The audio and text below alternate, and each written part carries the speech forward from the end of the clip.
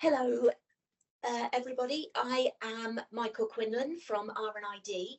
I am the Advocacy Manager, and I would like to welcome Stephen.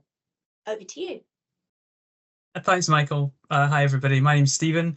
I work at the Electoral Commission, and I'll say a bit about what we do in a bit. But I basically work in a team that helps voters to take part in democracy, and that's why we're here today. And we work very closely with partners like RNID to help us do that, and we're very grateful to have the opportunity.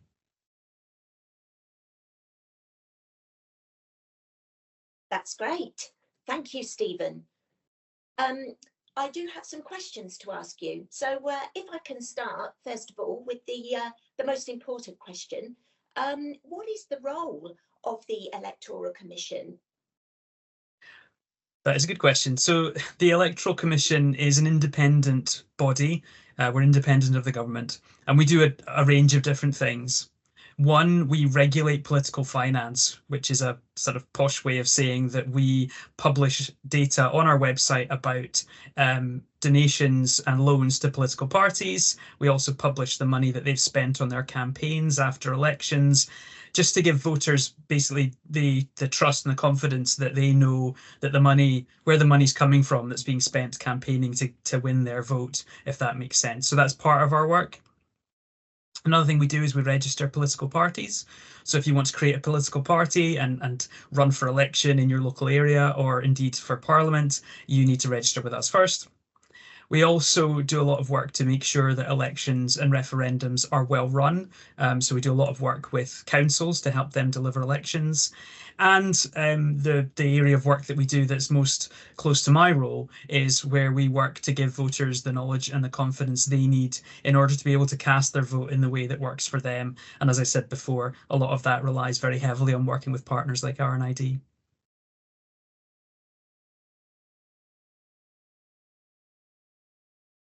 That's great, thank you. Can you briefly explain why voting in the general election is important? Well, ultimately, when you're voting in a general election, you are voting for the person that you want to stand up for, to represent your local area in the UK Parliament, who you want to be there and to fight for the things that are important to people in your area. So, if you have concerns about those kind of things, then, you want to have a say in who actually gets to go and do that and stand up for your area in Parliament. And ultimately, the political party that has the most MPs after the election gets to form the government. So in a way, it's also you having a say about who you want to run the country. And ultimately, taking part in democracy by voting is something, it's a right that we all have, and it's something that a lot of people feel very passionately about. And I certainly, for one, get a thrill. I take pride in voting, and I know many others do too.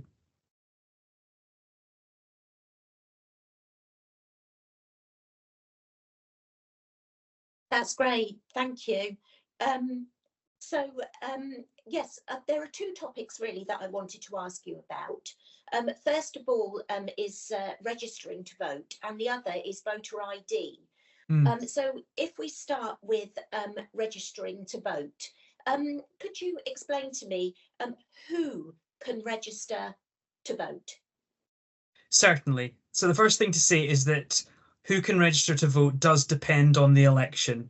So it's worth bearing that in mind. So if you live in Scotland, Wales, or Northern Ireland, the rules are slightly different for some of the elections there. Helpfully, for a general election, it's the same across the UK. So to register, or to be able to register to vote in the general election on the 4th of July, you need to be either a British citizen, you need to be a Commonwealth citizen who has leave to remain, or who doesn't need it, or you need to be an Irish citizen living in the UK. You also need to be 18 years of age or older on polling day, but you can register now. So if someone in your family is turning 18 on the 3rd of July, they can still register now and will be able to vote on the 4th. So that's who is eligible to register to vote.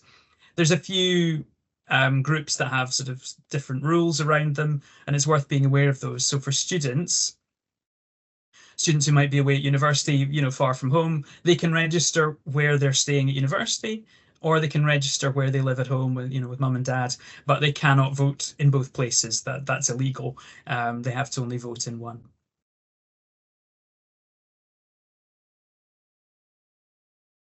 Okay. So how would you register to vote? Could you briefly explain that for me? Sure. So for most people, they'll register to vote online. So you go to gov.uk/register to vote, and you fill in a fairly simple form.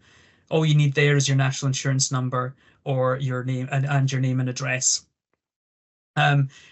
You only need to register to vote, however, if you've, I should have said this before, you may have already, if you're already registered at the address where you're living, you're fine.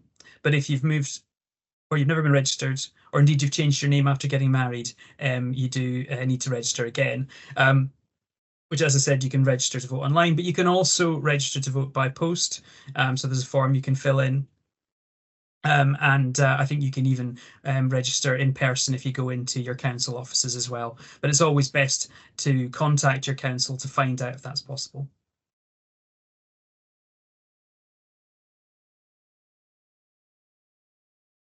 Great. When is the deadline for registering to vote? When would that be?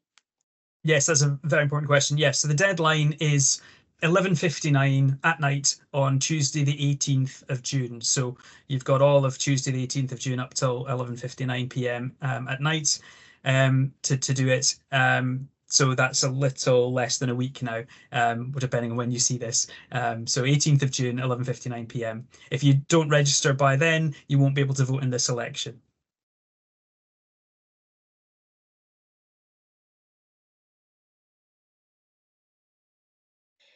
Thank you so much, Stephen. That's really, really good information about registering to vote. Now, if we move on to the second topic I mentioned, voter ID, could you just briefly explain what is voter ID? Sure. So the law was changed 2 years ago to now require people who are voting in person at a polling station in some elections to show photo ID. Now, the law specifies, it lists what forms of ID you can use. So you can't just use anything with a photograph. There is a list, and it's quite a long list of ID. On that list are things that the majority of people will have one of at least. So that's things like passport or driver's license. A lot of people will have those, but you can also use your blue badge. You can use your disabled person's bus pass if you have one. That has to be the disabled person's bus pass issued by the UK government. There are some disabled person's bus passes issued by councils that aren't accepted as ID when voting. So it is worth checking our website. We have the full list there and you can read it there. So that's electoralcommission.org.uk/voter ID. So the full list is there. But like I say, there are many forms of ID you can show. Now, this requirement will apply to the general election on the 4th of July, but it also applies to all other UK Parliament elections, so that includes by-elections, and it applies to local elections in England, and it also applies to Police and Crime Commissioner elections in England and Wales.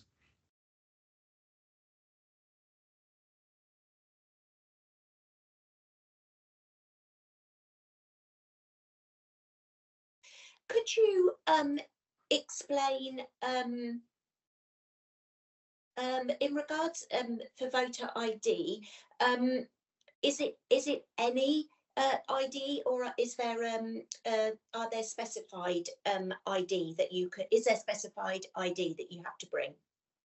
Yes, there are specified IDs. So it's listed in the law. The law itself states which forms of ID can be accepted, and it's only those. So if you try and use another form of ID, it won't be accepted. So I mean, I'll if you forgive me checking my notes, I'll read through them all because I don't want to miss one out. So passport, driving license, blue badge, older person's bus pass issued by the UK government only, disabled person's bus pass issued by the UK government, the 60+ London Oyster photo card, the Scottish National Entitlement Card, so that includes the Scottish Disabled Persons Bus Pass, the Scottish Older Persons Bus Pass, and the Young Scot Card, the Freedom Pass, which is issued by TfL in London, the 60 and over Welsh concessionary travel card. We're about halfway there. The disabled person's Welsh concessionary travel card. Any card with the pass mark, so that's proof of age standards scheme. So it's a scheme that provides cards to young people to prove that they're 18 for accessing different things. So any physical card with that pass hologram mark on it is accepted. You can use a biometric immigration document if you have one of those. You can use your national identity card if you have been issued that by an EEA state. So that's the European Economic Area. So there's certain foreign nationals who can use that. And then there are free forms of ID that the government provide, which I think we can talk about in a few minutes. Just a couple of notes on those forms of ID, though, that are helpful. First of all, it doesn't need to be valid ID. So you could, if your driver's license expired 5 years ago, that's fine. You can still use it, just so long as you still look like your photograph, because that's all it's being used for, is to check that you are who you say you are. So that's really important to know. The other thing that to note is that the name on your ID has to be the same name you registered to vote with. So if you've changed your name and gotten a new ID, you'll need to change your name on the electoral register first, which basically means re-registering to vote.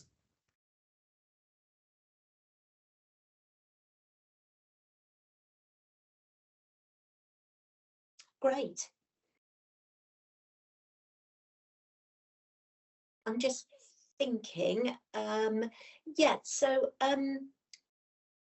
if you don't have any form of ID that includes a photograph, what would you be able to do? Absolutely. So if you don't have one of those forms of ID, or you do and you can't find it, but you still want to vote in person at a polling station, you can apply for free voter ID that the government will provide. Now that's called a voter authority certificate. And you can apply for that either online or by post. You can go into your council offices and apply there. And in some cases, you can even apply by phone, but you would need to speak to your council and find out if they can accept your application that way. Now, what's helpful for anyone that hasn't registered to vote yet, when you go to register to vote, you will be asked, if you're doing it online, you will be asked if you have an accepted form of ID, and if not, do you want to apply for that free voter ID? So you can register to vote and apply for your free voter ID at the same time, which is quite convenient.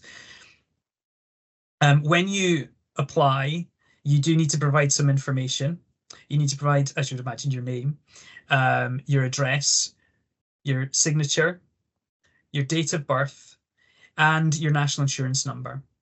Now, if you don't have your national insurance number, that's fine. The council will contact you and they will tell you what you need to give them instead, so that they can verify your ID, so that they can make sure you are who you say you are. So they'll tell you what you need to provide. And it's usually going to be something like a bank statement or a utility bill.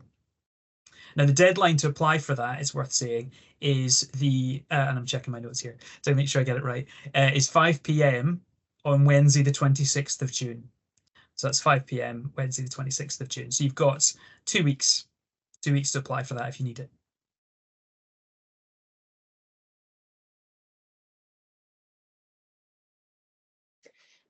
Okay, so I think obviously that deadline date is an important one to remember. So moving on a bit then, applying for the VAC, the Voter Authority Certificate, we call for short the VAC. How would you start off applying for that? How can you apply? Yeah, so as I said, you can apply online. You can apply by post. So there's a form you can download and fill it in by hand. There is, you can apply in person if you go into your council offices. They can help you do it there, or they may be able to take your application over the phone if that works for you, or if you've got someone to help you with that. But it's best speaking to your council to find out what support they can provide. So that's worth noting. The actual application form, you can get that in accessible format. So you can get that in let me get this right, in large print, and I think you can get it in easy read as well. So the application form is available in those formats. And when you get sent your voter authority certificate, you'll be sent instructions on how to use it, and you can request those in large print, easy read, but also Braille. So that will tell you if you know how you actually use the certificate when you go to the polling station. Now, when you apply, yeah, something I missed earlier, very important. When you apply for a voter authority certificate, you also need to provide a photograph. Now, the requirements for the photograph are very similar to the requirements for a passport photo, which means that you need to see your head and your shoulders. There can't be anything covering your head unless you wear a head covering for religious or medical reasons. But you cannot wear anything over your face at all for any reason. That they need to be able to see your face. So that is worth noting. Now, you don't need to go to a professional photo booth to have your photo taken. You can take it at home with a smartphone. But if you don't have anyone to help you take it, speak to your council, call them up, and they may be able to help you they may be able to take the photo for you at your council offices. So do call them and find out if they can do that for you.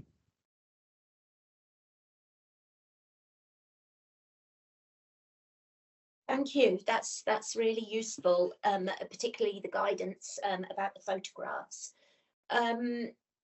So when you apply for the VAC, can you just recap the things that you have to remember?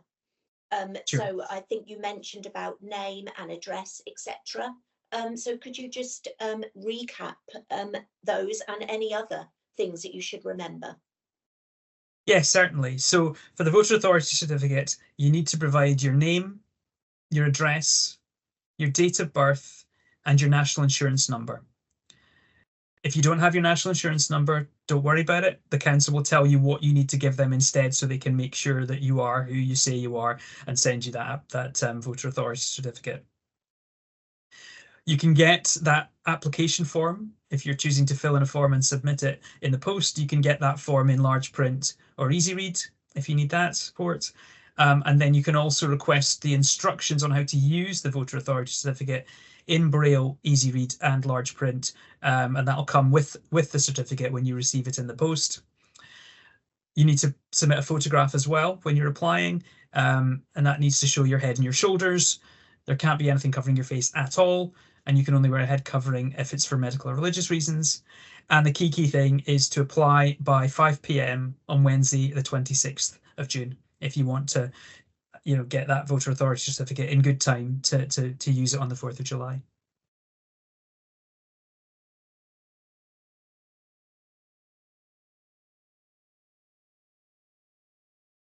The VAC itself, could you explain what actually it looks like, what people can expect to receive?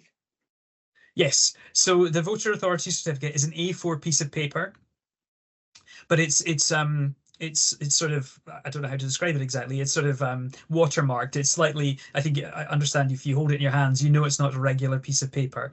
And helpfully, it has tactile markings in the top left corner, so you'll be able to tell, if you can't, if you need that, you'll be able to tell that this is your voter authority certificate. It's not just a bill that should go in the bin, and that way you'll know to kind of keep it safe. So it's an A4 piece of paper with tactile markings in the corner. It will have your photograph on it, and that's what you hand in to the desk when you get to the polling station on polling day.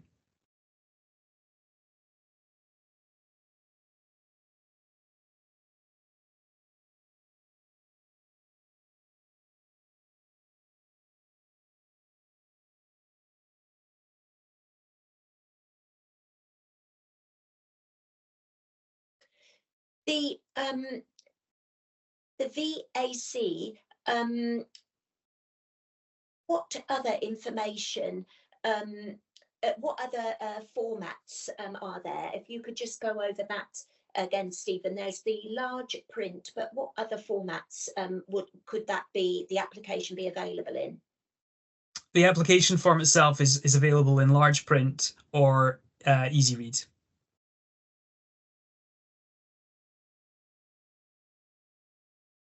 Great. Okay. That's brilliant. I think, yeah, that's a really good summary of the VAC and the voter ID. wonder if you could just, maybe the key information, including the deadlines, just for the viewers watching this, if you could just remind everybody of those key dates, please, and any key information you would like people to take away. Yeah, absolutely. So the key thing, first of all, is to make sure you're registered to vote. If you're not registered to vote, you cannot vote on the 4th of July. You've got to until 11:59 p.m. on Tuesday, the 18th of June, to register to vote. You can do it online, you can do it by post, you can do it at your council offices. You only need to register if you've never registered before, if you've moved house, or you've changed your name, and you can check very easily at gov.uk. You can check whether you're registered already if you're not sure. Once you've registered to vote, when you register to vote, you can apply for free voter ID if you don't have one of those accepted forms of ID that I mentioned earlier. You can do it all in one process, and you need to make sure you get that voter authority certificate application in by 5 p.m. on Wednesday, the 26th of June, if you want to vote in person and you don't have one of those forms of ID. But there are other ways of voting that don't require you going to the polling station, that don't require voter ID, which we'll talk about later. Brilliant. Many, many thanks for the information you provided so far, Stephen. As you say, we will have a second video where we will go through the different ways that you can cast your vote. But for now, thank you very much. Thank you. Thank you.